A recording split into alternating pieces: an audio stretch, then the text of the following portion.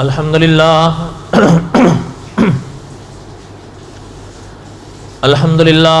نحمده ونستعینه ونستغفره ونؤمن به ونتوکل علیہ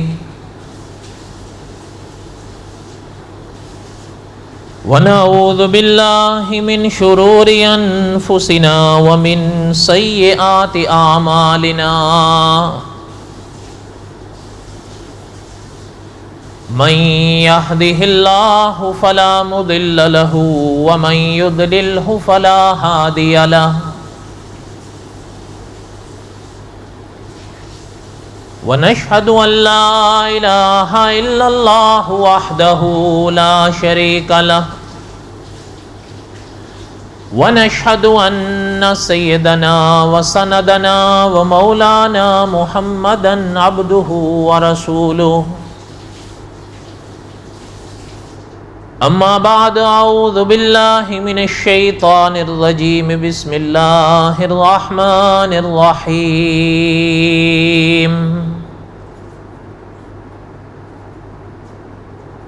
نحن نقص علیک احسن القصص بما اوحینا الیک ھذا القرآن وَإِن كُنْتَ مِن قَبْلِهِ لَمِنَ الْغَافِلِينَ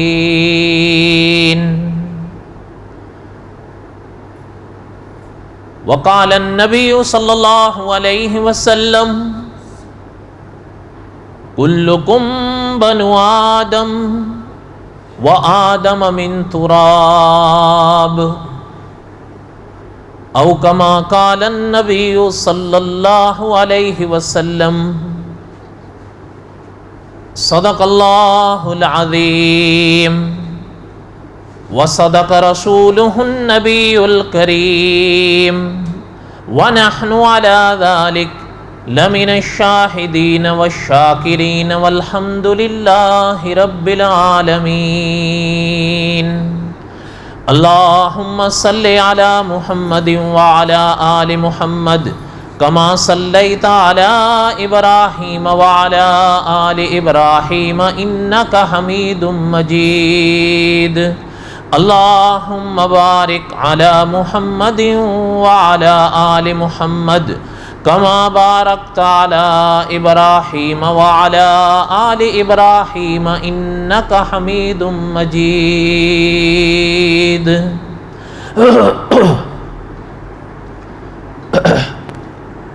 ہمہ قسم کی حمد و ثنا اللہ ذات لم یذل لا یزال کی پاک ذات کے لیے صدق دل سے لا تعداد مرتبہ درود و سلام امام الانبیاء حضرت محمد رسول اللہ صلی اللہ علیہ وسلم کی پاک ذات کے لیے قصص الانبیاء علیہ السلام کے اسباق میں دہرا رہا تھا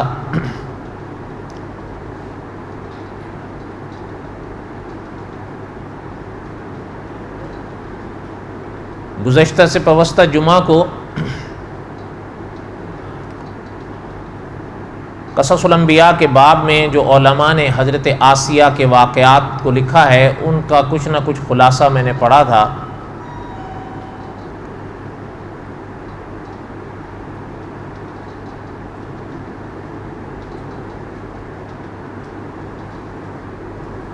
بہرحال دعا ہے کہ اللہ تعالی سچ کہنے کی اس پر ہم سب کو عمل کی توفیق بخشیں.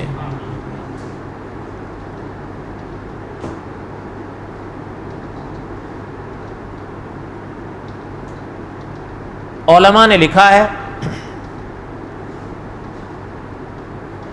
حضرت آسیہ کے باب کے بعد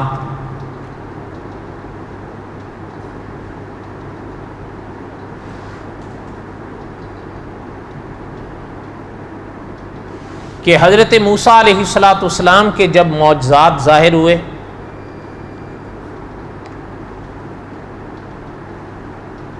سب نے دیکھے، کئی خوش نصیب ایسے تھے وہ ایمان لے آئے، اور کچھ ضدی ایسے تھے وہ پھر بھی نہ مانے، حتیٰ کہ علماء نے لکھا ہے کہ بنی اسرائیل تو خیر حضرت موسیٰ علیہ السلام کے ساتھ تھے ہی،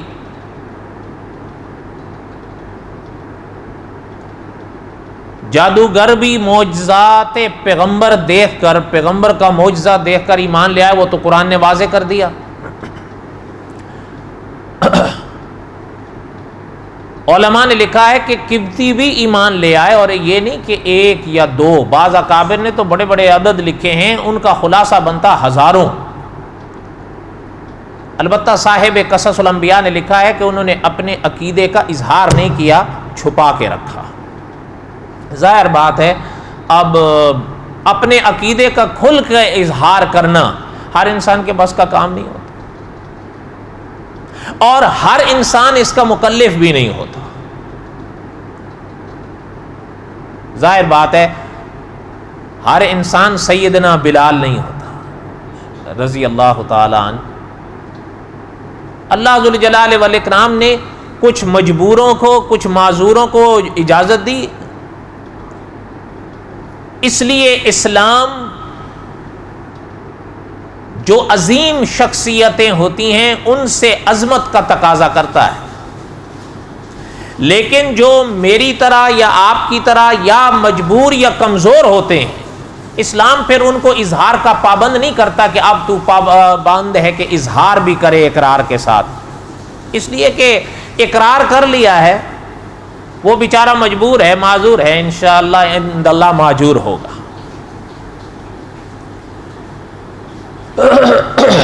اس لیے علماء نے لکھا ہے کہ قبطیوں میں بھی ایسے ہزاروں ہیں کہ جنہوں نے پیغمبر کا معجزہ دیکھا، وہ ایمان لے آئے، لیکن فرعون کے ڈر سے، اس کے قانون کے ڈر سے انہوں نے اظہار نہیں کیا، خاموش رہے۔ البتہ جو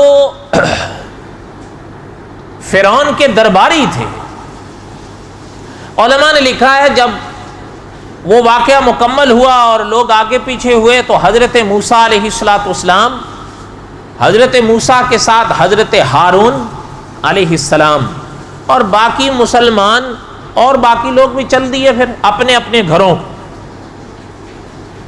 اس لیے کہ فرعون خاموش ہو گیا۔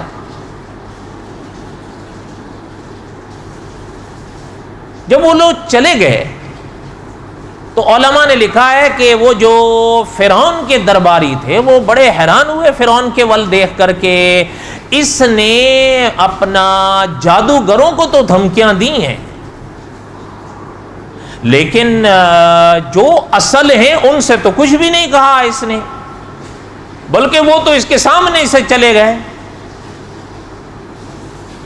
وہ اس کی اس بات پر بڑے حیران ہوئے۔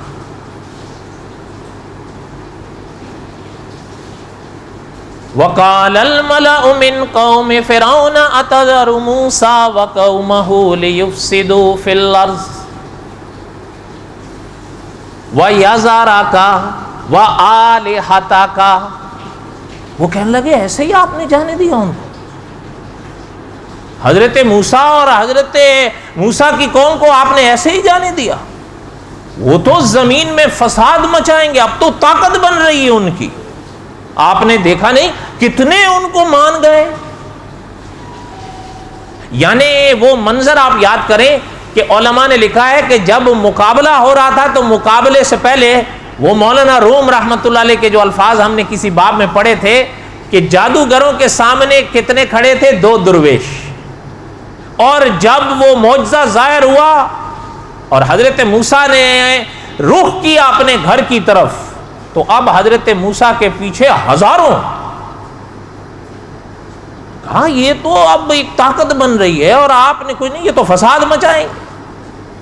اللہ تعالیٰ معاف فرمائے، علماء نے لکھا ہے فسادی پیغمبر کو فساد مچانے والا کہہ رہے ہیں، اللہ تعالیٰ معاف فرمائے۔ اور آج بھی دنیا کی یہی ریت ہے، جو خود فساد مچاتے ہیں وہی کہتے ہیں کہ نہیں جی بس دنیا میں امن ہونا چاہیے۔ حکیم الاسلام قاری طیب صاحب رحمۃ اللہ علیہ فرمایا کرتے تھے کہ یہ جتنے اپنا ہتھیار بنائے جا رہے ہیں یہ انسانوں کو ہی مارنے کے لیے تو بنائے جا رہے ہیں، اور کس لیے بنائے جا رہے ہیں؟ بس خرد کا نام جنو رکھ دیں اور جنو کا نام خرد۔ کہنے لگے کہ آپ نے ایسے ہی ان کو جانے دی۔ قال سنقتل ابناءهم ونستحيي نساءهم وإنا فوقهم قاهرون۔ کہنے لگا جانے دیا تو اس کا مطلب یہ تو نہیں کہ چھوڑ دوں گا، میں نے جو قانون پہلے لاگو کیا تھا وہ پھر لاگو کرتا ہوں۔ ان کے جو اپنا مرد پیدا ہوں گے، جو لڑکے پیدا ہوں گے، ان کے لیے سزائے موت ہو۔ عورتوں کو، لڑکیوں کو چھوڑ دوں گا تاکہ خدمت کریں، اور میں یہ کر سکتا ہوں اس لیے کہ میرا قبضہ ہے ان پر، حکومت میں ہے یہ میرے، تم کیوں فکر کرتے ہو؟ بات سمجھ آئی؟ اب آگے چلیں۔ قال موسیٰ لقومہ استعینوا باللہ واصبروا ان الارض للہ یورثها من یشاء من عبادہ والعاقبۃ للمتقین۔ پیغمبر کے الفاظ دیکھیں، قال موسیٰ لقومہ استعینوا باللہ واصبروا، پیغمبر نے فرمایا گھبراؤ نہیں، اللہ سے مدد مانگو، ہر مشکل کو آسان کرنے والے اللہ ہیں۔ اور آگے حضرت نے فرمایا اللہ سے مدد بھی مانگو اور صبر بھی کرو، حوصلہ رکھو، حوصلہ ہارنا نہیں۔ ان الارض للہ، زمین ساری کی ساری اللہ کی، یورثها من یشاء من عبادہ، حضرت موسیٰ نے فرمایا اللہ جس کو چاہتے ہیں اس کا وارث بنا دیتے ہیں، والعاقبۃ للمتقین، اور آخری انجام تو پھر پرہیزگاروں کا ہی ہوتا ہے۔ پیغمبر کی بات سمجھ آئی؟ بولیں تو صحیح۔ اگر آپ حضرات کچھ تھوڑے سے ادھر بھی آ جائیں تو تھوڑا بہتر رہے گا، ایک دو اس طرف آ جائیں تاکہ سارا رش ایک جانب نہ رہے۔ ہاں ایک دو ادھر بیٹھ جائیں بس۔ اللہم صلی علی سیدنا و مولانا محمد وعلی آل سیدنا و مولانا محمد وبارک وسلم وصلی علیہ۔ حضرت موسیٰ علیہ السلام نے ان کو تسلی دی، اور پیغمبر علیہ السلام کی یہ تسلی صرف بنی اسرائیل کے لیے تھی، ہمارے لیے بھی ہے۔ اللہ ذو الجلال والاکرام نے قرآن پاک میں ایسے تو نہیں بیان فرمایا۔ قال موسیٰ لقومہ استعینوا باللہ واصبروا، اللہ سے مدد مانگو اور صبر رکھو۔ ان الارض للہ، زمین اللہ کی ہے، یورثها من یشاء من عبادہ، اللہ اپنے بندوں میں سے جسے چاہتے ہیں اس کا وارث بنا دیتے ہیں، والعاقبۃ للمتقین، اور آخری انجام تو پرہیزگاروں کا ہی۔ قالوا اوذینا من قبل ان تأتینا ومن بعد ما جئتنا، بنی اسرائیل کہنے لگے حضرت ہم تو آپ کے آنے سے پہلے بھی ہم مصیبتیں جھیل رہے تھے، اور آپ کے آنے کے بعد بھی مصیبتیں جھیل رہے ہیں۔ بنی اسرائیل تھے نا۔ بہرحال دیکھیں صاحب قصص الانبیاء نے لکھا ہے کہ آخر اتنے زمانے انہوں نے غلامی میں گزارے ہیں، پھر اتنے ظلم سہے ہیں، اس لیے بہرحال ان کی کچھ باتیں ہمیں عجیب تو لگتی ہیں۔ اللہ تعالیٰ معاف فرمائے اور اللہ تعالیٰ اپنی پناہ نصیب فرمائے۔ بڑا مشکل دور انہوں نے گزارا ہے، اس میں کوئی شک نہیں۔ اس موقع پر بھی تو وہ کہہ رہے تھے کہ آپ کے آنے سے پہلے بھی ہم پہ مصیبتیں ٹوٹی ہیں، اور آپ کے آنے کے بعد بھی ہم پر جو کچھ گزر رہی ہے آپ کے سامنے ہے۔ قال عسى ربكم ان يهلك عدوكم ويستخلفكم في الارض فينظر كيف تعملون۔ حضرت موسیٰ نے فرمایا سنو، امید ہے ان قریب تمہارا دشمن کو اللہ ہلاک کر دیں اور تمہیں زمین کا وارث بنائیں گے، ان کا جانشین تم بنو گے۔ فَيَنْظُرَ كَيْفَ تَعْمَلُونَ، پھر وہ ذات تمہیں دیکھے گی کہ تم کیا کرتے ہو۔ الفاظ پہ غور فرمائیں۔ قَالَ عَسَىٰ رَبُّكُمْ أَن يُهْلِكَ عَدُوَّكُمْ وَيَسْتَخْلِفَكُمْ فِي الْأَرْضِ۔ حضرت موسیٰ نے فرمایا امید ہے کہ ان قریب تمہارے دشمن کو اللہ ہلاک کر دیں گے۔ ہلاک کیا یا نہیں؟ وَيَسْتَخْلِفَكُمْ فِي الْأَرْضِ، اور زمین میں تمہیں ان کا وارث بنا دیں گے۔ زمین پہلے ان کے حصے میں تھی، پھر تمہارے حصے میں آ جائے گی۔ فَيَنْظُرَ كَيْفَ تَعْمَلُونَ، پھر وہ ذات تمہیں دیکھے گی کہ تم کیا کرتے ہو۔ کوئی بات سمجھ آئی؟ یہ لفظی ترجمہ ہے، یہ نہیں کہ میں اپنی طرف سے کر رہا ہوں۔ اچھا، یہ اپنا اب اس پاک آیت کے اس پاک جملے پر بڑی ابحاث ہیں کہ آپ توجہ فرمائیں۔ حضرت موسیٰ علیہ السلام نے فرمایا نا کہ ان قریب تمہارے دشمن کو ہلاک کر دے گا اور تمہیں ان کا جانشین بنایا جائے گا، پھر دیکھا جائے، پھر دیکھے گا کہ تم کیا کرتے ہو۔ کیا ہو گیا؟ اچھا شکریہ، مہربانی، وہ میرا اشارہ سمجھ گئے۔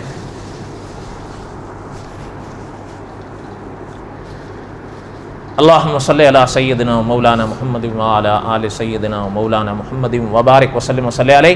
بات یہ عرض کر رہا تھا کہ اس پاک آیت کا یہ جو جملہ ہے نا کہ فَيَنْظُرَ كَيْفَ تَعْمَلُونَ، پھر وہ ذات دیکھے گی کہ تم کیا کرتے ہو۔ اب اس پر بڑی علمی ابحاث ہیں کہ دیکھیں یہاں حضرت موسیٰ علیہ السلام نے بات کی ہے اللہ پاک کی ذات کی، تو اللہ پاک تو جانتی ہے کہ بعد والے نے کیا کرنا ہے یا نہیں۔ تو پھر یہاں پر یہ پیغمبر علیہ السلام کیسے فرما رہے ہیں کہ فَيَنْظُرَ كَيْفَ تَعْمَلُونَ، پھر وہ ذات دیکھے گی کہ تم کیا کرتے ہو، تو پہلے سے جانتی ہے، اور وہ ذات پہلے سے جانتی ہے۔ یہ سبق دینے والے انبیاء ہی تو ہیں علیہ السلام، ہمیں کیسے پتا تھا؟ خدا کی پاک ذات کا تعارف تو انبیاء نے کرایا ہے۔ تو وہ ذات تو وہ ہے جس کی شان یہ ہے کہ وہ عالم ما کان و ما یکون ہے، جو ہو گیا وہ بھی جانتی ہے اور جو آئندہ ہوگا اسے بھی جانتی ہے۔ تو پھر حضرت موسیٰ کیسے فرما رہے ہیں کہ فَيَنْظُرَ، پھر دیکھے گی، کَيْفَ تَعْمَلُونَ، تم کیا کرتے ہو۔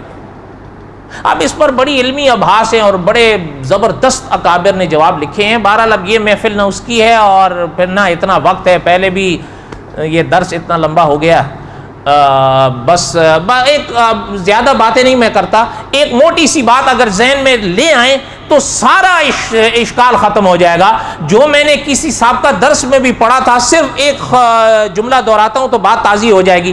یاد ہے میں نے کہا تھا کہ صاحب قصص الانبیاء نے لکھا ہے حضرت موسیٰ علیہ السلام کو سب سے پہلے اللہ نے فرمایا تھا کہ اذهب الى فرعون، فرعون کے پاس جاؤ اور اس کو نرمی سے سمجھانا، ہو سکتا ہے وہ مان لے۔ حالانکہ میں نے اس موقع پہ عرض کیا تھا، آپ کو یاد ہوگا، صاحب قصص الانبیاء نے لکھا ہے اللہ تو جانتے تھے کہ فرعون مانے گا نہیں مانے گا، تو پھر اللہ کیوں فرما رہے ہیں اذهب الى فرعون، فرعون کے پاس جاؤ۔ اس موقع پہ یاد ہوگا میں نے کہا تھا کہ صاحب قصص الانبیاء نے لکھا ہے علم الگ بات ہے، قانون الگ بات ہے۔ وہی بات یہاں یاد کر لیں، ہر اشکال ختم ہو جائے گا۔ علم الگ بات ہے اور قانون الگ بات ہے۔ وہ اللہ پاک جانتے ہیں سامنے والے نے کیا کرنا ہے، لیکن قانون قانون ہے، اس کو بتانا بھی ہے، اس کو سمجھانا بھی ہے۔ کل وہ یہ تو نہ کہہ سکے کہ نہیں جی بس مجھے تو موقع ہی نہیں دیا گیا تھا۔ یہ جو ہے نا، یہ اللہ تعالیٰ ان کو بھی ہدایت دیں، یہ قیامت کے دن جا کر کیا یہ کہہ سکیں گے کہ ہمارے پاس ہمیں تو سمجھانے والا کوئی نہیں آیا؟ آپ ذرا غور کرنا، اس پر بڑی ابحاث ہیں۔ البتہ ایک جملے میں سارا جواب سمٹ جاتا ہے کہ اگر یہ کہیں ہمارے پاس کوئی نہیں آیا جو ہمیں سمجھائے، کیا ادھر سے یہ سوال نہیں کیا جا سکتا کہ تم نے کبھی سمجھنے کی کوشش کی؟ نہیں سمجھ آئی بات؟ تم نے خود کبھی سمجھنے کی کوشش کی تھی؟ اس کے بعد کہو نا کہ ہمارے پاس کوئی سمجھانے نہیں آیا۔ بھئی بات تو یہ ہے کہ پہلے ہم تو سمجھنے کی کوشش کریں۔ سامنے والا کیا کرتا ہے یہ تو اس کا بعد کی باتیں ہیں نا، وہ تو ہمارے بس میں نہیں ہے، لیکن ہم تو سمجھنے کی کوشش کریں. اور ہاں، علماء نے قرآن پاک اور احادیث طیبہ کی روشنی میں لکھا ہے اللہ کا کوئی بندہ جب سمجھنا چاہتا ہے تو اللہ تعالیٰ سمجھ کو اس تک پہنچا دیتے ہیں. تو بہرحال یہ میں نے وہ دو لفظوں میں بات سمجھ آ گئی، آپ کو اشکال تو نہیں رہا. اب لمبے چوڑے ابحاث پڑھیں گی بھی تو خیر وہ اپنی نورانیت رکھتے ہیں، لیکن میرے حال میں یہ محفل بس اس خلاصے کی ہے. بات سمجھ آ گئی؟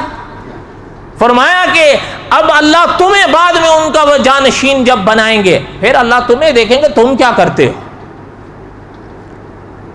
اس موقع پر اکابر نے لکھا ہے کہ یہ اللہ کی شان ہے، اور یہ نقطہ ذہن میں رکھا کریں، کبھی اللہ تعالیٰ دے کر آزماتے ہیں اور کبھی اللہ تعالیٰ لے کر آزماتے ہیں. اچھا، پھر یہ جملہ صرف یاد رکھیے گا دولت تک نہیں رکتا. صاحب قصص الانبیاء نے لکھا ہے اس باب میں ایک لحاظ سے معنوی کہہ لیں، ایک لحاظ سے دو فرعونوں کا ذکر اللہ نے کیا ہے. ایک کا ہم پڑھ رہے ہیں، دوسرے کا آگے پڑھیں گے انشاءاللہ. بڑا مشہور کردار گزرا ہے، آج بھی اس کی مثالیں دی جاتی ہیں. قارون، ایک تو فرعون تھا نا، اور ایک قارون تھا. علماء نے لکھا ہے، خاص کر صاحب قصص الانبیاء نے تو عجیب کمال کیا ہے. انہوں نے اس باب کے آخر میں لکھا ہے، جو ہم وہاں پہنچیں گے تو پڑھیں گے اگر اللہ نے زندگی دی.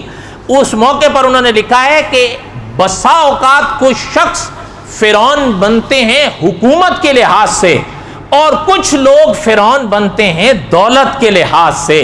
حکومت کے لحاظ میں اللہ نے مثال میں پیش کیا ہے فرعون کو، اور دولت کے فرعونوں میں پیش کیا ہے قارون کو.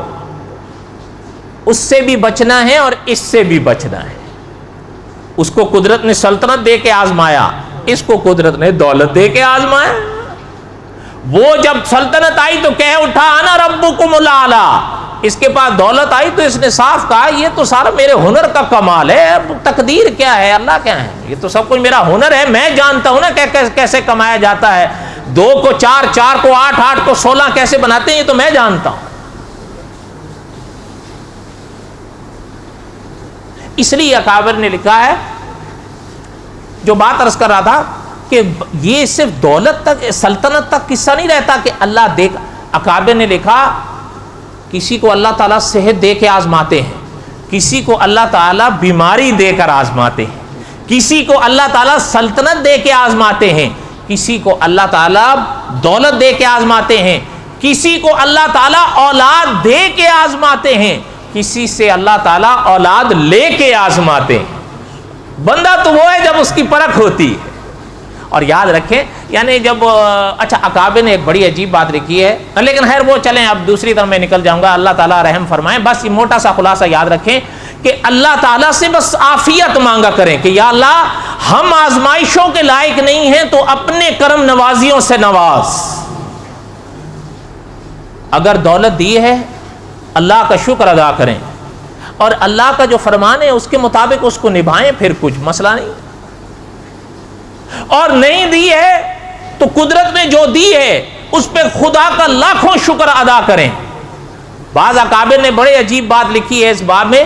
فرمایا کہ اگر کسی انسان کے پاس سائیکل ہے نا، وہ گاڑی والے کو نہ دیکھے، اس کو دیکھے جس کے پاس گاڑی سائیکل بھی نہیں ہے.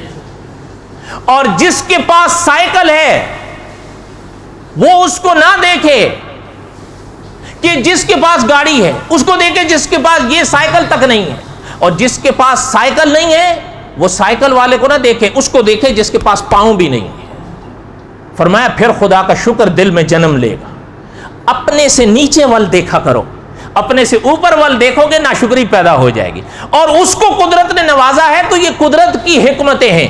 کیا پتا قدرت نے اس کو کس وجہ سے نوازا ہے.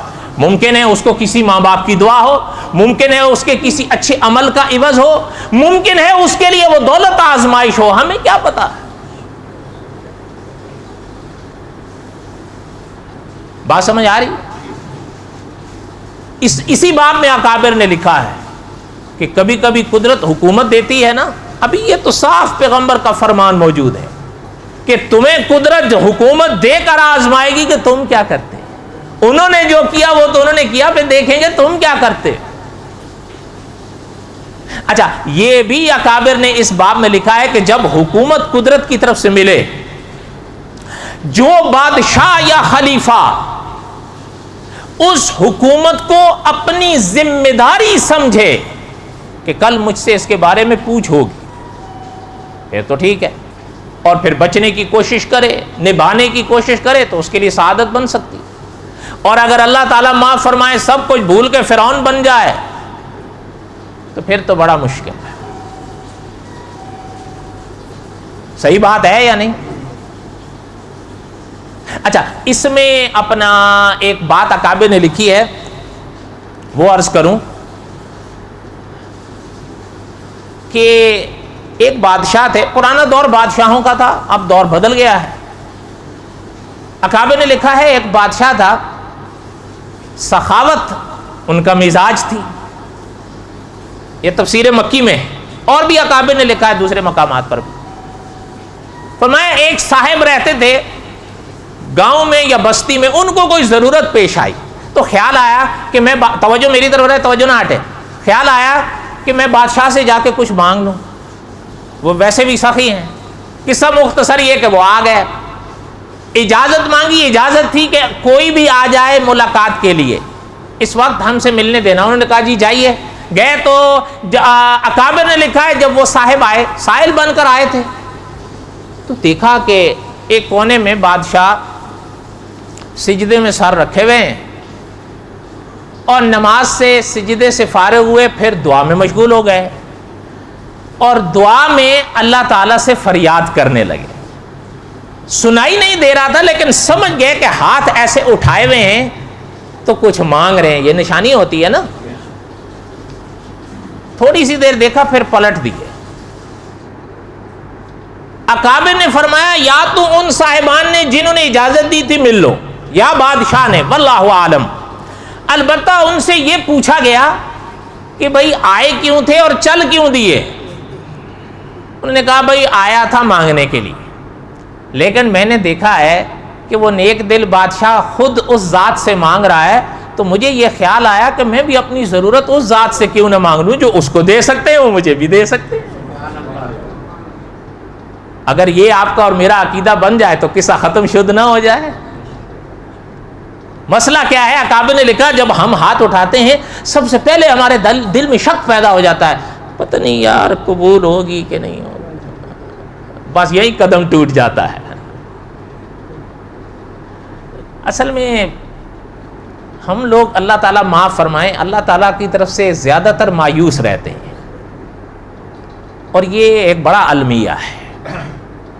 حالانکہ وہ ذات جسے اللہ کہتے ہیں، قرآن پاک میں وہ آئے تو مجھ سے بہتر آپ کو یاد ہے، دیکھیں کس انداز سے اللہ نے فرمایا وَنَحْنُ أَقْرَبُ إِلَيْهِ مِنْ حَبْلِ الْوَرِيدِ، ہم تمہاری رگ جان سے زیادہ تمہارے قریب ہیں۔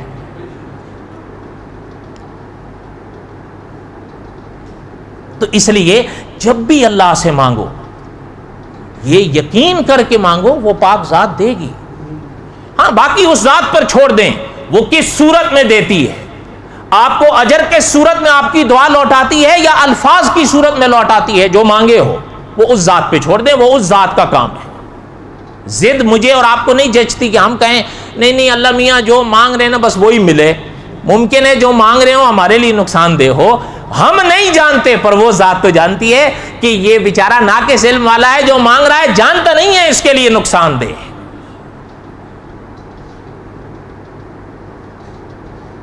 اکابر نے لکھا ہے کہ جن کو سلطنتیں ملی اور انہوں نے وفائیں کی، اور کچھ ایسے بھی آئے جن کو سلطنتیں ملی انہوں نے جفائیں کی، دونوں کے ٹھکانے الگ ہیں۔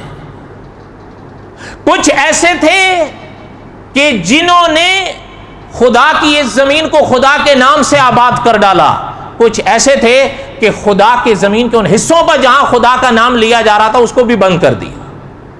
یہ دونوں مثالیں پہلے بھی تھیں اب بھی ہیں۔ اچھا مجھے ایک بات یاد آئی، میں عرض کر دوں، حالانکہ اس بات کا بہرحال ربط بعض اکابر نے تو لکھا ہے لیکن اب چھوڑیں، آپ ربط کو یاد آ گئی سن لیں۔ آج کل ایک آیا صوفیہ کے نام سے بڑا ہنگامہ ہے نا. یہ خیر آپ مجھے نہیں پتا آپ جانتے ہیں کہ نہیں جانتے, میں تھوڑا سا آپ کو خلاصہ بتاؤں اس کا. اس بات سے اس بات کا جوڑ ہے کہ دو طرف بادشاہ دیکھیں آپ, ایک پرانا اور ایک نیا. ذرا دیکھیں آپ, آیا صوفی آپ نے سنا ہے آیا صوفیہ کیس جو آج کل چل رہا ہے, تو جی آیا صوفیہ یہ کیا ہے؟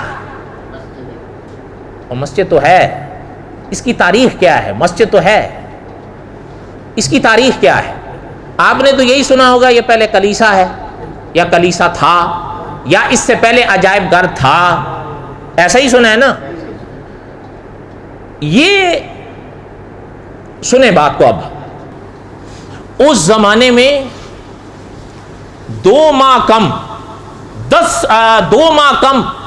6 سال لگے اس کو تعمیر, 5 سال اور 10 ماہ, 2 ماہ کم 6 سال میں وہ مکمل ہوا.